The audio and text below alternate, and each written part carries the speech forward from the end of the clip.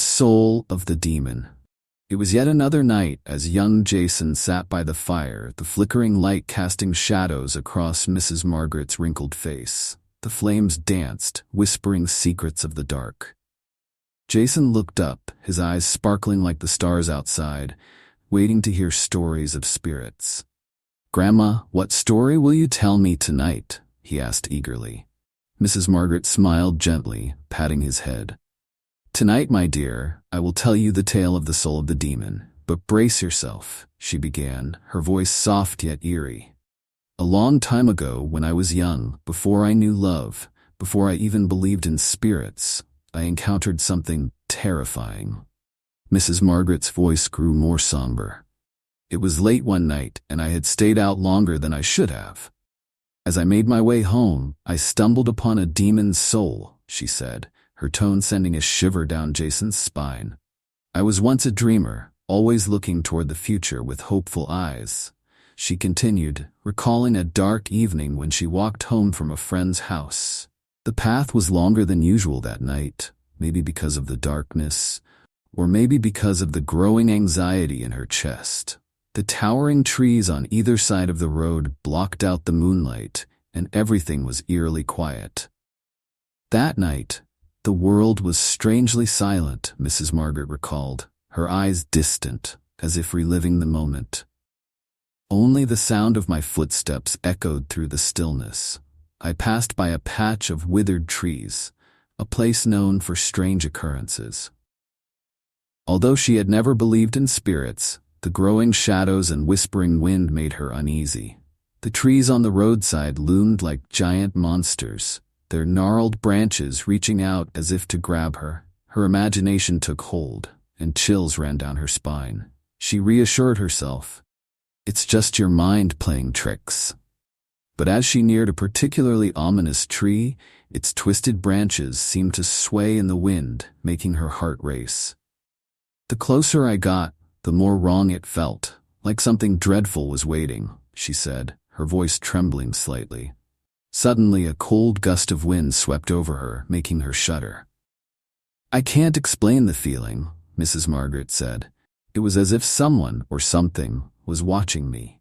She quickened her pace, but the sense of dread clung to her like a shadow. Out of nowhere, a strange sound broke the silence, like a whisper from the trees. "I looked into the darkness, and from within a figure emerged," she said, her voice barely a whisper now. Jason's heart skipped a beat. It wasn't clear, but I could see its hollow eyes, with blood streaming from them. My legs froze. I couldn't move. She paused for a moment, her eyes closed, as if trying to recall every detail. There was a force, pulling me toward the trees. I wanted to run, but my body wouldn't listen. I felt the presence of something evil. It whispered, but I couldn't make out the words. Mrs. Margaret continued. "In that moment, every part of me was consumed by fear. I screamed, and with all my strength, I broke free and ran. I ran faster than I had ever run before." The uneven ground caused her to trip, scraping her knees, but the pain didn't matter. All she could feel was the terror chasing her, the fear that if she slowed down, it would catch her. Jason was silent, the vivid images playing in his mind, feeling the same terror his grandmother had felt that night. He curled up closer to her, his face pale with worry. "Grandma, what was it? What did it want?" he asked softly. Mrs. Margaret sighed. "I don't know, child. I never found out what that demon's soul wanted or why it appeared." The fire crackled, filling the silence as Jason felt a new kind of fear, one that lingered long after the story was told. "After that night, I could never walk home alone in the dark again," Mrs. Margaret admitted. "Every shadow, every rustle in the trees reminded me of that figure. The road home no longer felt safe, and the moonlit nights became a time of dread." Years passed, but the memory of that night never faded. One summer, during a drought, I looked toward that old road and saw something strange. The trees that had once frightened me were burning, flames licking the sky, she said, her voice tinged with relief. I told myself the demon's soul had finally left, carried away by the flames. Maybe it had found peace. But even as the flames consumed the trees, the fear never fully left her. I watched the fire, and for a moment I thought I saw the spirits dancing in the flames, as if they were calling me back to the past, she said quietly. Perhaps they never really leave. Jason clung to his grandmother, feeling the weight of the story. Grandma, do you still get scared? He asked, his voice barely a whisper. Mrs. Margaret smiled gently, her eyes softening. Sometimes, yes, but what matters, Jason, is how we face those fears. She kissed the top of his head and pulled him closer. Now it's time to sleep, my dear. Tomorrow is a new day. Jason closed his eyes, but the images of the demon's soul lingered, dancing in the shadows as the warmth of his grandmother's embrace kept him safe. The Spirit in the Wild Apple Orchard, the greatest ghost story of all time. By the cozy, warm glow of the crackling fire, Grandma Margaret gently stroked Jason's hair. In the quiet stillness of the cold winter night, the sound of the firewood crackling only heightened the eerie atmosphere of the mysterious story she was about to tell. Jason's wide eyes were fixed on her, filled with curiosity and excitement. She began, "Do you remember the story I told you about the summer I stayed at my grandmother's old stone house? The one with the small room on the second floor, where the window overlooked the wild apple orchard? I got to stay in that room when I visited. The orchard was beautiful, but there was something strange about it. Everyone said it was haunted. I didn't believe it, at least not until that summer."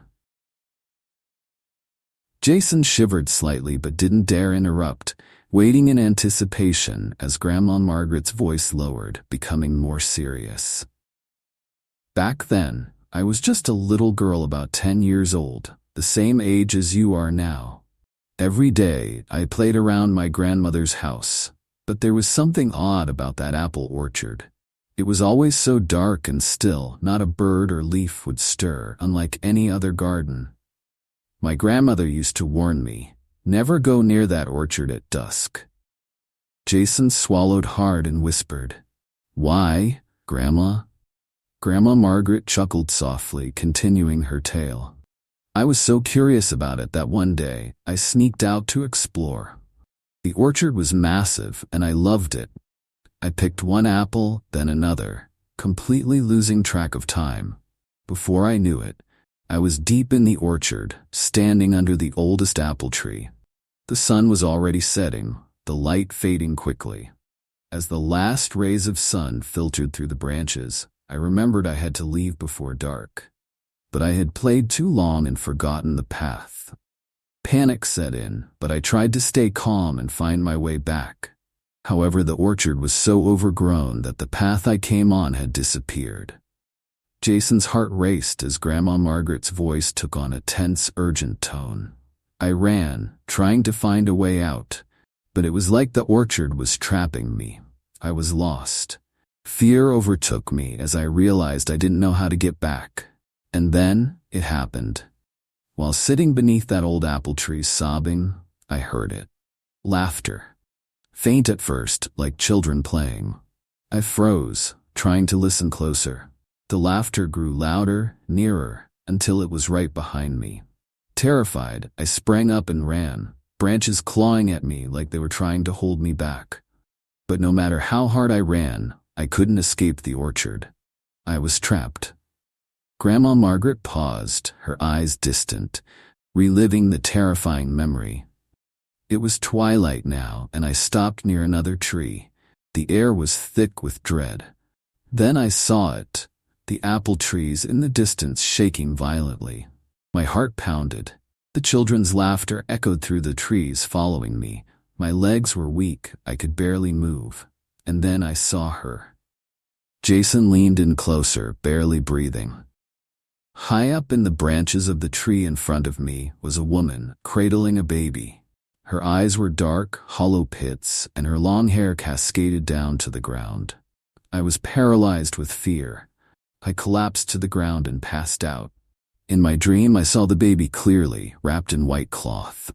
When I unwrapped it, the baby turned to look at me, its eyes glowing red, and its mouth opened into a bottomless black void.